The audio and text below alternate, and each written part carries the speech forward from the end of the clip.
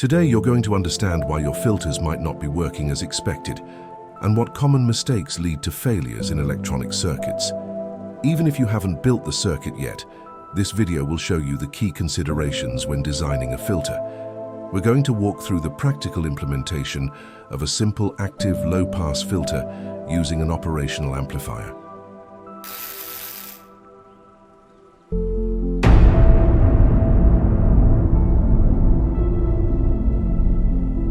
Below we present the filter topology, consisting of two resistors and one capacitor. The input resistor, identified by its color code, has a value of approximately 1.2 kilo ohms. The feedback resistor is rated at 2.2 kilo ohms. The capacitor used has a capacitance of 1 nanofarad. This topology corresponds to a first-order low-pass filter in a non-inverting configuration using an operational amplifier. The operational amplifier used will be the LM741. We'll also use an oscilloscope to observe the waveform at both the input and output of the circuit.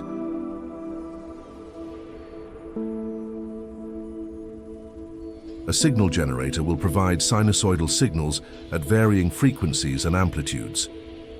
A DC power supply, configured as a dual symmetrical source, will be used to power the operational amplifier. The circuit will be assembled on a breadboard. Before starting the assembly, it's essential to ensure that all components are functioning properly. Begin the assembly by inserting the operational amplifier into the breadboard. Next, connect the resistors and capacitors according to the topology presented. It is important to carefully follow the LM741 datasheet to ensure that the pins are connected correctly. A common mistake among students when using the LM741 is related to its power supply. This component requires a dual symmetrical power supply.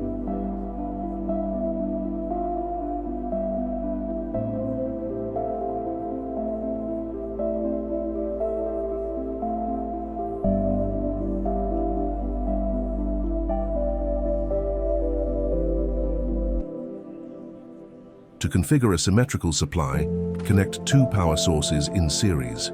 Create a short circuit between the positive terminal of the left power supply and the negative terminal of the right power supply. This connection point will serve as the ground for the circuit.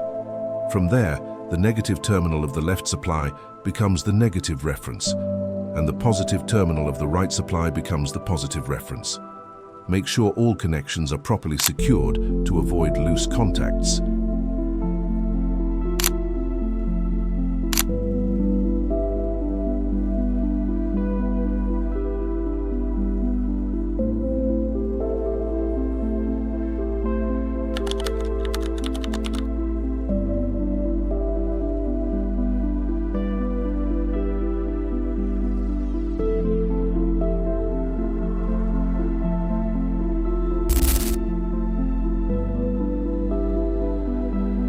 Based on the values used for the feedback resistor and the capacitor, the theoretical cutoff frequency of the circuit is estimated to be approximately 72 kHz. Variations in the actual values of resistors and capacitors due to manufacturing tolerances were not taken into account. For this reason, the experimentally observed cutoff frequency may show slight deviations from the calculated value, but it should remain close.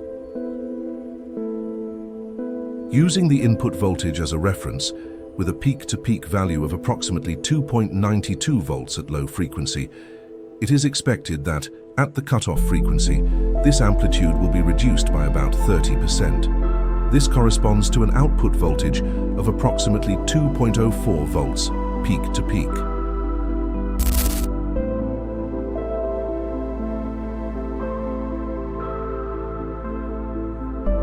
When observing the signal on the oscilloscope, we notice that the amplitude reduction occurs around 65 kHz. This value falls within the expected margin and confirms that the circuit's cutoff frequency is consistent with the theoretical design.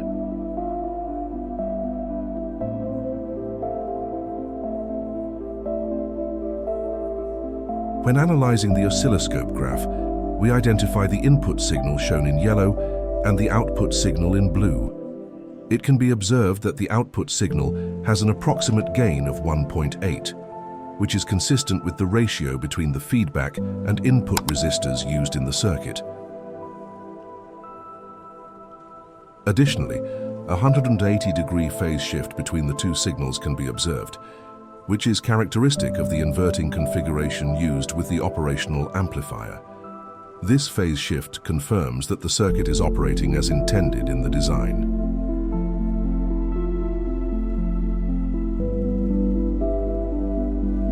The fast Fourier Transform (FFT) analysis allows us to identify the frequency components present in the input signal. The presence of the first, second, third, and fourth harmonics is clearly observed, indicating that the signal is composed of multiple frequencies beyond the fundamental.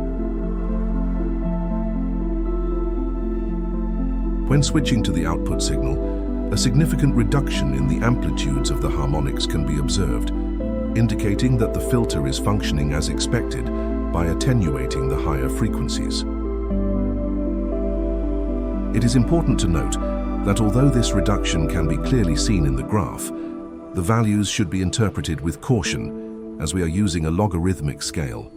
In this context, small visual differences can represent significant variations in terms of gain and attenuation.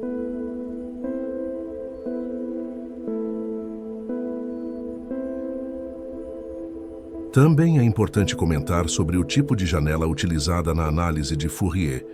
Tipicamente, os osciloscópios digitais aplicam por padrão a janela do tipo flat top. No entanto, há outras opções disponíveis, como a janela de Hamming e a janela retangular. It is worth noting that, since this is a digital signal, the windowing process is automatically applied during frequency analysis. The rectangular window, although simple, tends to introduce adjacent oscillations that appear along the sides of the main peaks in the transform.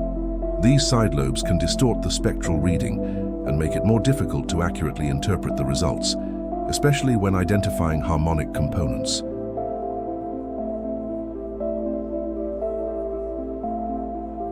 For this reason, we recommend using the Hamming window, as it provides a better balance between spectral resolution and side lobe suppression, making the analysis more accurate and reliable. Regarding the video, there's no need to thank me. Just encourage this initiative.